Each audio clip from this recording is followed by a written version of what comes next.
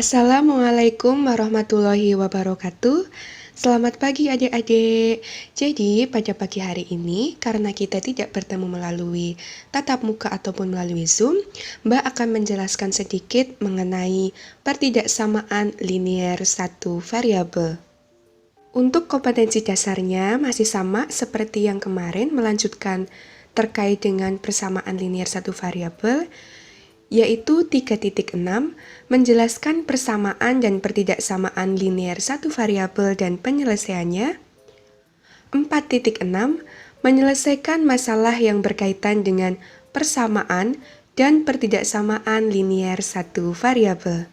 Indikator pencapaian kumulatif menyusun pertidaksamaan linier satu variabel sebagai model matematika dari suatu masalah. Menentukan himpunan penyelesaian dari pertidaksamaan linier satu variabel, kemudian menyelesaikan masalah kontekstual yang berkaitan dengan pertidaksamaan linier satu variabel. Untuk tujuan pembelajaran, setelah mengikuti proses pembelajaran, melalui penemuan terbimbing, peserta didik diharapkan dapat menyusun pertidaksamaan linier satu variabel sebagai model matematika dari suatu masalah dengan tepat, menentukan himpunan penyelesaian dari pertidaksamaan linier satu variabel dengan tepat, dan menyelesaikan masalah kontekstual yang berkaitan dengan pertidaksamaan linier satu variabel dengan tepat. Sebelum kita masuk ke materi, perhatikan contoh di bawah ini. Manakah di antara pernyataan di bawah ini yang merupakan persamaan linier satu variabel? Yang pertama, 5n-6 sama dengan 14, 12 kurang dari sama dengan 7-3y, x per 4-6 sama dengan 1, 7-5y lebih besar sama dengan 22. Ternyata, dari pernyataan di atas itu, yang merupakan persamaan linier satu variabel yaitu 5n-6 sama dengan 14 dan x per 4-6 sama dengan 1. Mengapa demikian? Adakah yang masih mengingatnya? Kita ketahui bahwa persamaan linier satu variabel adalah kalimat terbuka yang dihubungkan dengan tanda sama dengan dan hanya memiliki satu variabel berpangkat 1. Kita lihat pada pernyataan 1 dan 3, mereka dipisahkan oleh tanda sama dengan.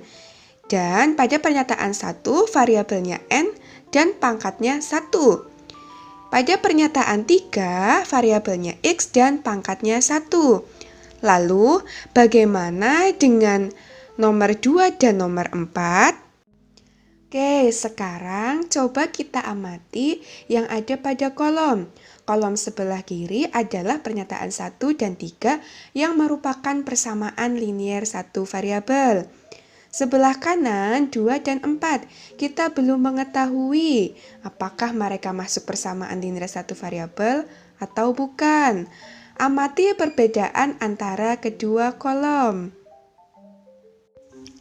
Terlihat bahwa pada kolom di sebelah kanan, kedua sisi tidak dipisahkan oleh tanda sama dengan, namun dipisahkan oleh tanda pertidaksamaan. Pada nomor 2 dipisahkan oleh tanda kurang dari sama dengan, nomor 4 dipisahkan oleh tanda lebih dari sama dengan. Dengan demikian, apa yang dimaksud dengan pertidaksamaan linier satu variabel? Pertidaksamaan linier satu variabel adalah kalimat terbuka yang memuat satu variabel berpangkat 1 dan terdapat tanda pertidaksamaan. Kalian tentunya masih ingat, kalimat terbuka adalah kalimat yang belum dapat ditentukan nilai kebenarannya. Bernilai benar saja atau salah saja karena memiliki unsur yang belum diketahui nilainya. Adakah yang masih mengingat waktu SD apa saja yang termasuk ke dalam tanda pertidaksamaan? tadi di atas sudah disebutkan 2 ya, terkait dengan tanda pertidaksamaan. Tentunya masih ada tanda pertidaksamaan yang lain. Berikut adalah tanda pertidaksamaan. Yang pertama ada kurang dari, kemudian lebih dari. Kalau kalian menemukan tanda kurang dari di bawahnya ada garisnya, bisa dibaca dengan kurang dari atau sama dengan, tidak lebih dari, dan paling banyak. Kalau kalian menemukan tanda lebih dari di bawahnya ada garisnya, bisa dibaca dengan lebih dari sama dengan, tidak kurang dari, dan paling sedikit. Bentuk umum dari pertidaksamaan linear satu variabel yaitu AX plus B kurang dari 0, AX plus B lebih besar dari 0, AX plus B kurang dari sama dengan 0, AX plus B lebih besar sama dengan 0. Contohnya, 3X plus 5 kurang dari 0. Kita tahu bahwa variabelnya hanya satu, yaitu X, serta pangkat pada variabelnya adalah 1. Kemudian, terdapat tanda pertidaksamaan sebagai pemisah ruas kiri dan ruas kanan. Selanjutnya, bagaimana menyusun model matematika dari pertidaksamaan linear satu variabel? Misalkan kalian diminta untuk menentukan model matematika dari pertidaksamaan berikut.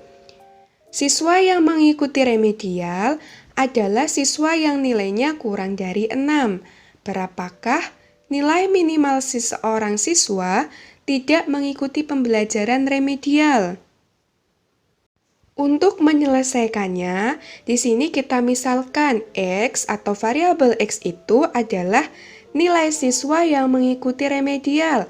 Artinya, nilai-nilai yang mengikuti remedial itu kan ada 5, 4, 3, 2, 1. Nah, 5, 4, 3, 2, 1 ini kalau misalkan kita ubah dalam bentuk model pertidaksamaan di mana X itu anggotanya 5, 4, 3, 2, 1, artinya X ini nilainya kurang dari 6. Kemudian, kalau Y adalah nilai siswa yang tidak mengikuti remedial. Tadi kalau misalkan dia tidak mengikuti nilai remedial, nilainya harus berapa? 6, 7, 8, 9, 10. Artinya nilainya itu lebih dari sama dengan 6. Atau dalam model pertidaksamaannya, Y itu lebih besar sama dengan 6. Mengapa menggunakan tanda lebih besar sama dengan? Ingat, kalau nilai 6-nya ikut, berarti karena batasnya 6, kita gunakan tanda lebih besar sama dengan 6. Yang kedua, kita diminta menentukan model matematika dari pertidaksamaan kecepatan maksimum kendaraan ketika melewati jalan raya di depan sekolah adalah 30 km per jam. Bagaimana cara kita menyelesaikannya? Kita misalkan X adalah kecepatan yang diperbolehkan. Artinya X itu kecepatannya ada 30, 29, 28, dan 27 dan seterusnya. Maka ketika kita melihat anggota-anggota X, bentuk pertidaksamaannya menjadi X kurang dari sama dengan 30. Ingat, kalau 30-nya ikut, berarti kita gunakan tanda kurang dari sama dengan. Kemudian Y adalah kecepatan yang tidak diperbolehkan. Y itu berarti anggotanya 31, 32, 33, dan seterusnya. Maka Y itu lebih besar dari 30. Yang ketiga, menentukan model matematika dari pertidaksamaan suatu bilangan M ditambah 5 hasilnya lebih dari atau sama dengan min 7. Kita bisa menggunakan tabel untuk menyelesaikan masalah tersebut. Suatu bilangan M yang mana M itu adalah variabelnya. Ditambah ya. Oke, tandanya tetap ditambah. 5, kita masukkan 5. Di situ tertuliskan hasilnya lebih dari atau sama dengan. Sehingga tanda yang kita gunakan itu lebih dari sama dengan. Min 7, tetap min 7.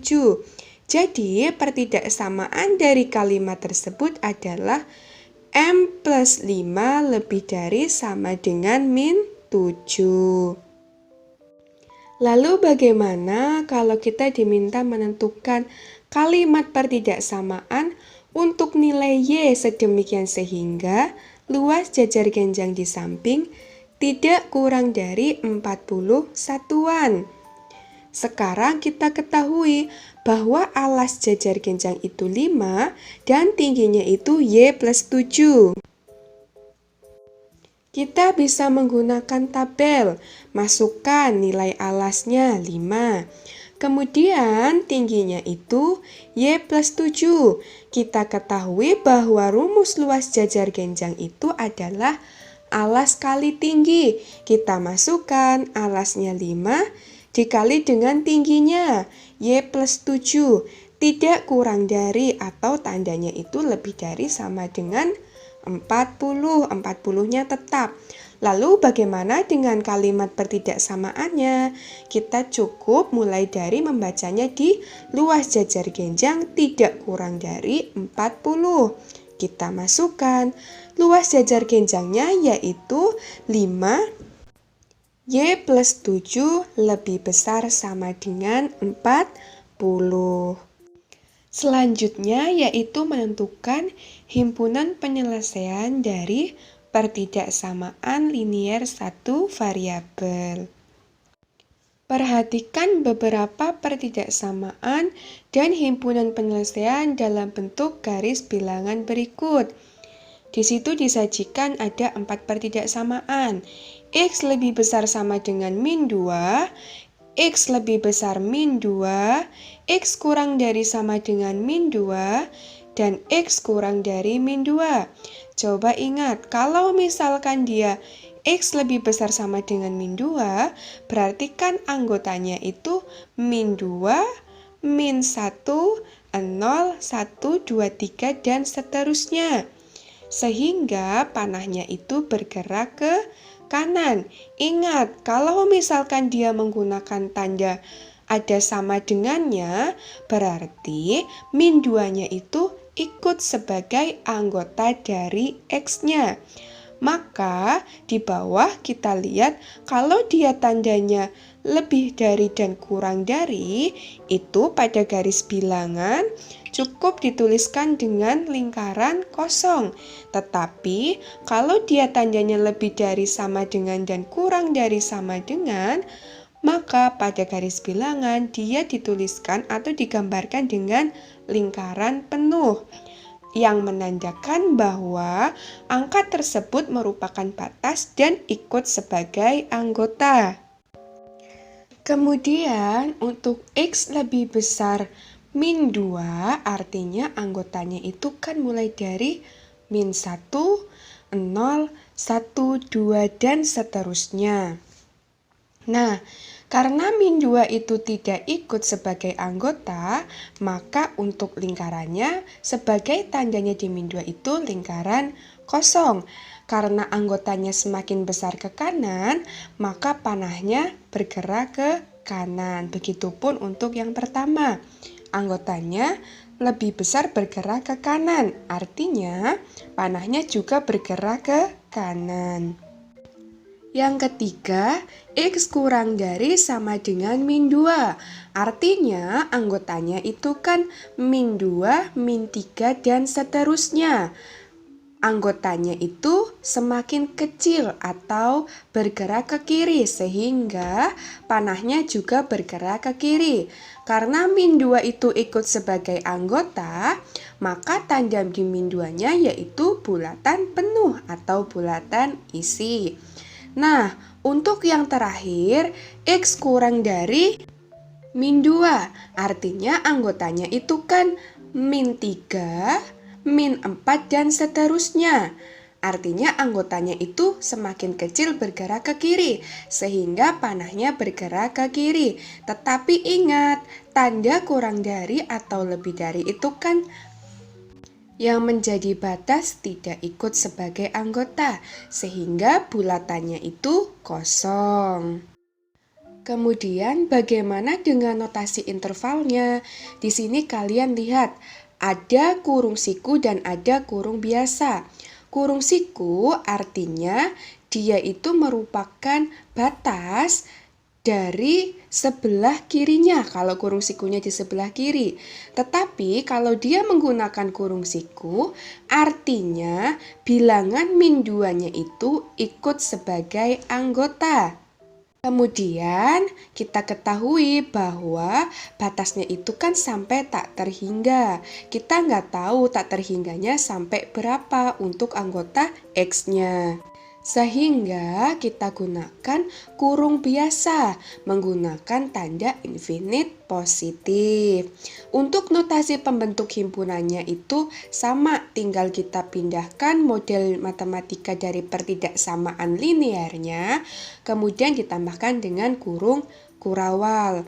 Lalu bagaimana dengan yang kedua? Kita gunakan tanda kurung biasa semua, karena min 2 sebagai batasnya tidak masuk sebagai anggota X. Dan tak terhingga positif kita tak tahu sampai berapa, sehingga kita gunakan kurung biasa. Notasi pembentuk himpunannya masih sama. Yang ketiga itu kita gunakan kurung biasa di awal, yaitu batas sebelah kirinya. Ketahui bahwa anggota di sebelah kiri itu kan dia bergerak ke kiri sampai dengan negatif tak terhingga. Maka kita tulis kurung biasa negatif tak terhingga, koma min 2 kurung siku. Kenapa demikian? Karena min 2 itu ikut sebagai anggotanya.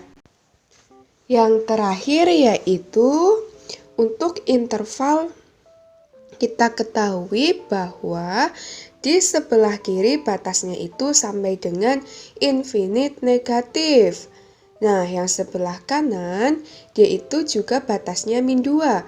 Karena sama-sama min 2-nya tidak ikut sebagai anggota dan infinite negatifnya kita tidak mengetahui sampai berapa, kita gunakan kurung biasa semua.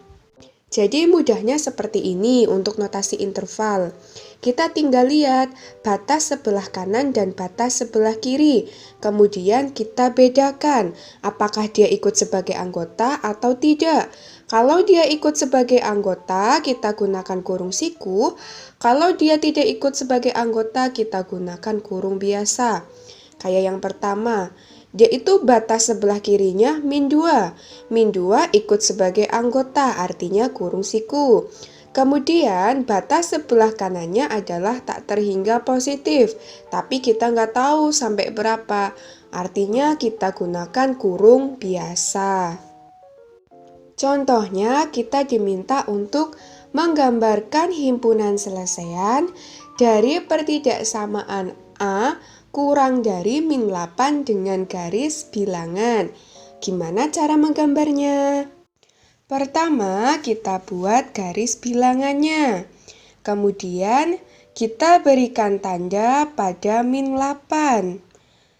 Nah, karena min 8 ini pertidaksamaannya menggunakan tanda kurang dari, berarti dia lingkarannya kosong. Setelah itu, kita selidiki anggota dari A. A kurang dari min 8. Berarti kan anggotanya ada min 9, min 10, dan seterusnya. Dia semakin kecil dan bergerak ke kiri. Berarti panahnya bergerak ke kiri. Kemudian kita beri tanda untuk daerahnya. Nah, ini adalah gambar garis bilangan untuk pertidaksamaan A kurang dari min 8. Lalu bagaimana jika kita ingin mengetahui apakah suatu bilangan itu merupakan salah satu selesaian dari pertidaksamaan? Nah, caranya, misalkan min 3 merupakan selesaian dari salah satu pertidaksamaan berikut. Apakah dia selesaian dari Y min 5 lebih besar sama dengan min 6 atau 3Y plus 2 kurang dari 8? Gunakan cara substitusi dengan memasukkan nilai Y sama dengan min 3 ke Y min 5 lebih besar sama dengan min 6. Kita ganti Y-nya dengan min 3.